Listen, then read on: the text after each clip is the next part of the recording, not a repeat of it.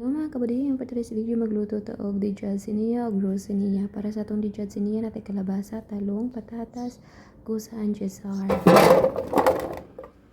Butan nato tong manok.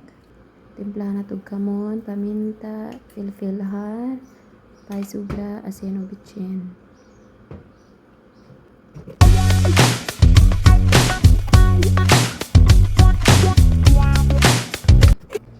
Ibutan nato ang basal or sibulyon, kamatis, and bell pepper.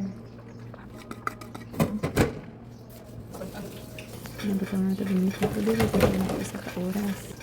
Pag luto ta atong luto ng toppings sa atong rice, sibulyon, basal, bell pepper, and kamatis.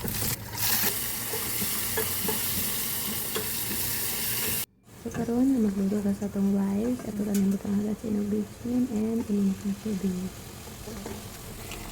Hanggang sa mawala ng tubig. Ito yung ibalin sa siniya. Muna i-rosiniya. Ibutan nato ang toppings. Luto na siya. So muna itong dijad siniya and rosiniya. Pwede na sabihin na himuon. Salamat sa pagtanaw.